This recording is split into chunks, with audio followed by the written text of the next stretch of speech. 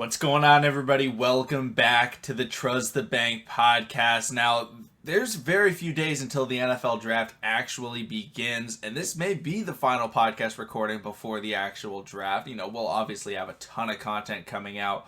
I'm coming out with a ton of scouting profiles on different players. Joshua's going to be joining me on a bunch of those as well, so stay tuned for a lot of those. Let us know what players you guys want us to talk about. We will most definitely get to them.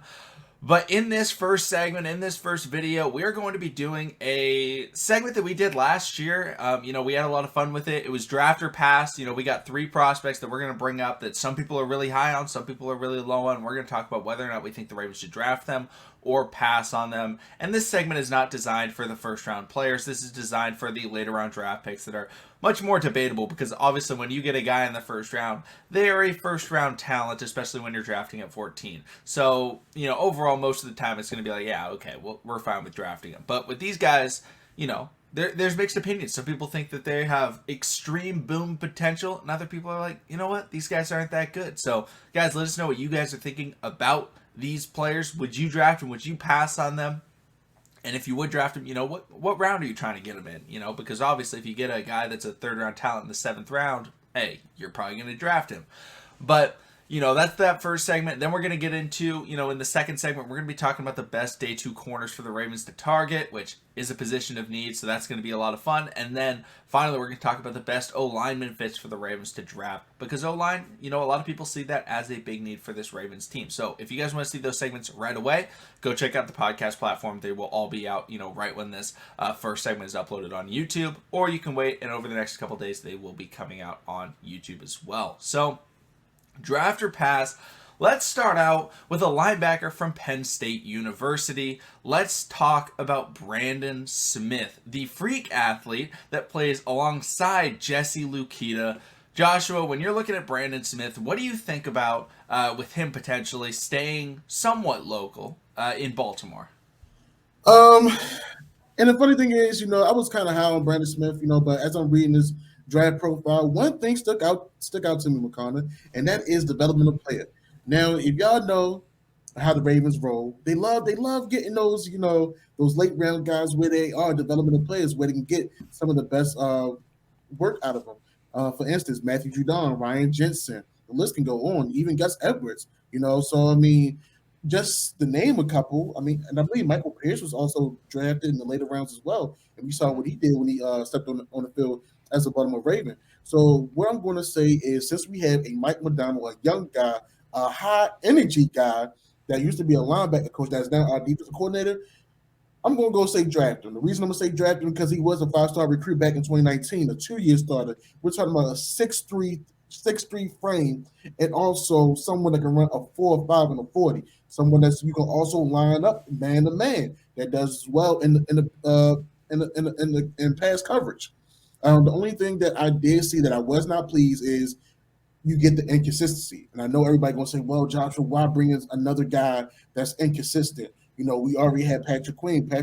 But y'all had to remember when we moved Patrick Queen over to the linebacker, he started taking off.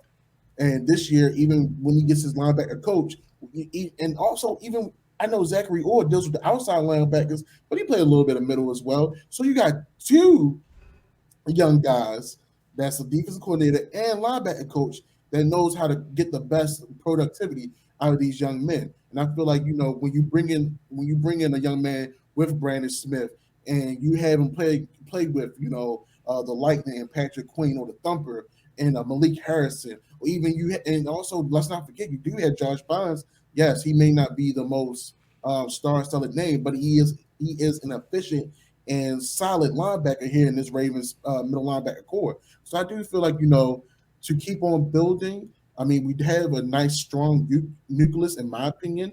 Why I would say go ahead and draft them, because this year, in my opinion, with this year's schedule, that will be dropping this Thursday. You can get those developmental players, and you can work on them this year. Yeah, I'm right there with you. When you're looking at Brandon Smith, he may be a little bit of a raw player. However, at the same time, he's coming into a position where we do have starters ahead of him. He is a depth piece that would be drafted, But since he's being drafted at a position that is highly utilized on special teams, he would still play. However, it would just be, hey, you be gunner, you run down, make those big hits, right? Yep. So we're bringing in a Mike McDonald who coached against him at the University of Michigan. Zachary Orr, who was I believe he was an undrafted player coming in, who had to work his tail off to end up becoming the All-Pro that he became. They're going to be able to get these linebackers to improve.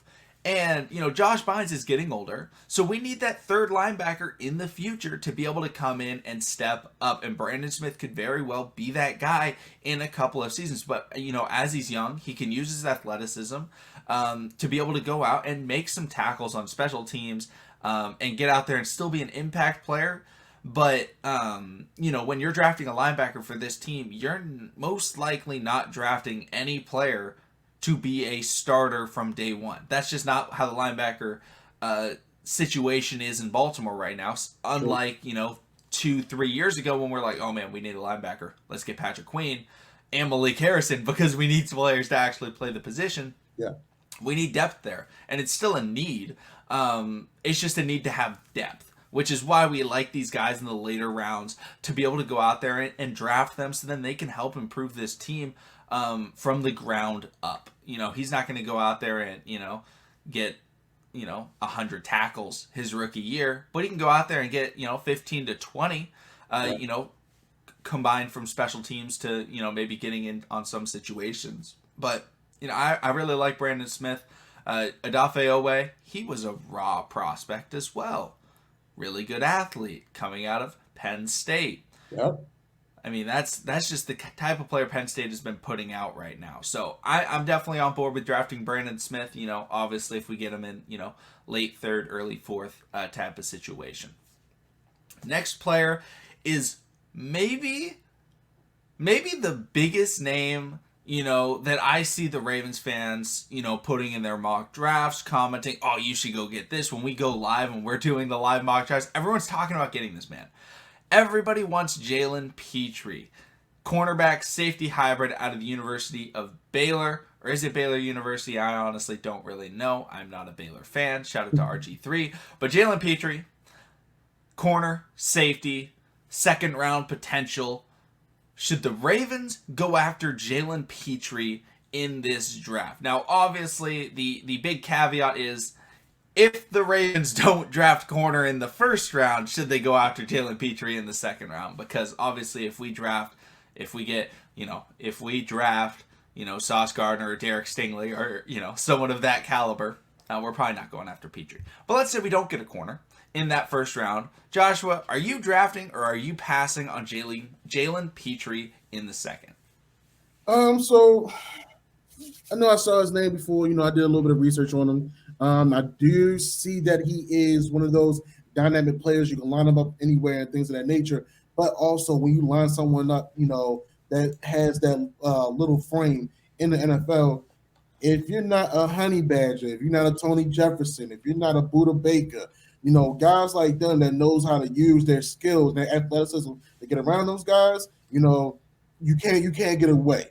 I didn't see in the report that, if a tight end gets him, it's pretty much it's a TKO for him. So in this case, and since he come out the Pac-12, I'm a pass on him. Not saying no corners that came out the Pac-12 were good, but I believe is Baylor in the Pac-12 or Big 12?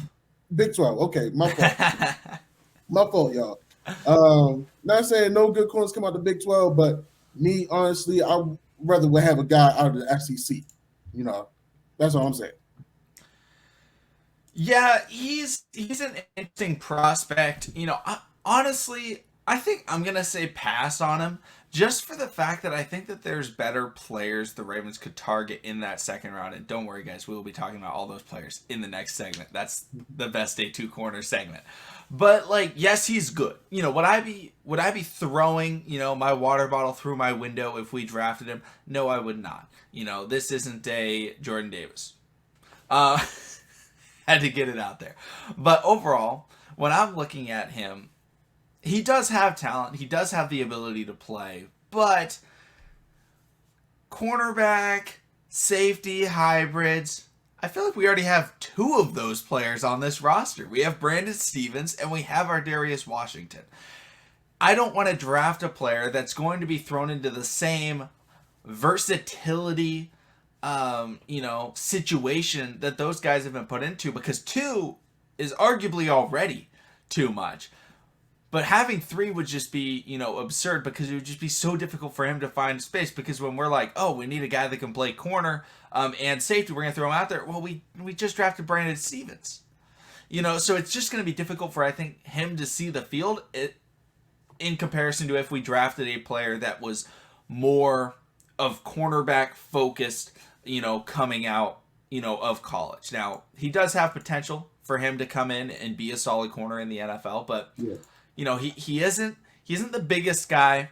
He is 5'11", which isn't bad by any means, but I'm just a little bit worried about him, being a versatility player, in the secondary where, yes, he is a good man coverage player, but the Big 12 is also like the worst defensive conference in football, which is a little bit scary to me. I mean, like every year, what teams are the highest scoring teams? Oh, it's like Oklahoma, and it's Baylor, and it's Oklahoma State. It's the Big 12 because there's like no defense, and I'm not saying he can't play defense and Baylor can't do anything, but my just concern is that, him being a pure cornerback, which is what I think the Ravens would need him to be, I'm a little bit worried about whether or not he would be able to do that at the level the Ravens need from day one, at that cornerback spot. I think there's other players that are more NFL cornerback focus ready than Pitre. But I think he's a really great prospect. Again, if we drafted him, I wouldn't be angry, but I think I'm going to pass on him and go after another guy.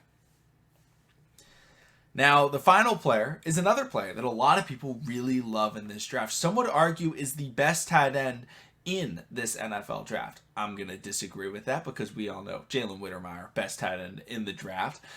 But let's talk about Jelani Woods, the 6'7" former quarterback converted tight end at the University of Virginia. And he is one of the most athletic tight ends in NFL combine history, across the board. Is he the fastest? No. He ran a 4.6 40, which isn't bad by any means. But he's just an overall athletic freak that is going to be able to perform, whether he is catching the ball or if he is going to be, trying to use his physicality to try some, blocking.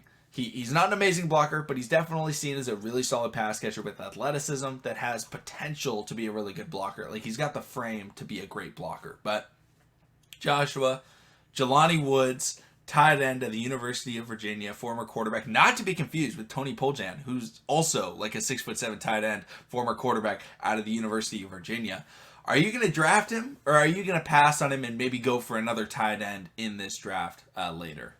For the simple fact that we already have another converted quarterback tight end on the roster from the University of Virginia, I will pass on him. Yes, he is a developmental tight end.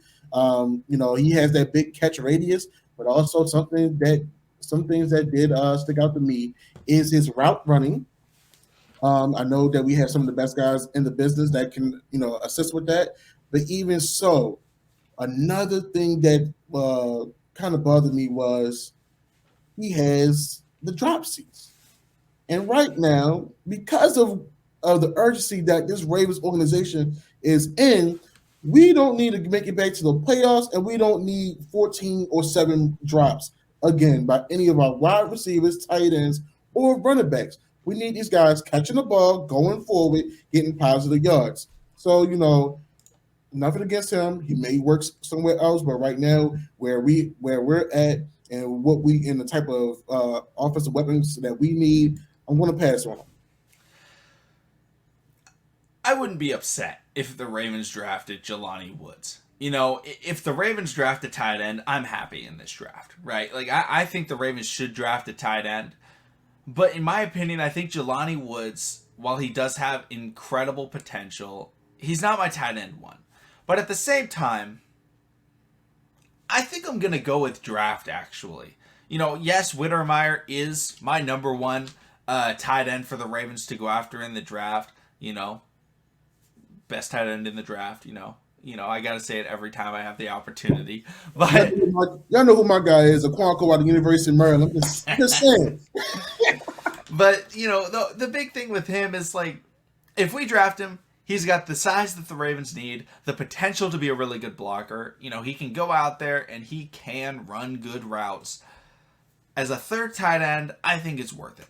So even though he's not my favorite tight end in the draft, I do think that it would be worthwhile to draft him. Now, I think they could get better value a little bit later, maybe in the 5th round with Whittemire, best tight end in the draft. But overall, I'm going to say draft on Jelani Woods. I'm completely okay with that. But guys, let us know what you guys are thinking about Brandon Smith, Jalen Petrie, Jelani Woods, any players you guys want us to do, scouting profiles on before the draft, because only a few days away. I have a goal of putting out at least 3 videos every single day up until the draft, which is a lot of videos, but there are going to be a lot of scouting profiles, so stay tuned for all of those. So if you guys comment players, definitely be getting to them. But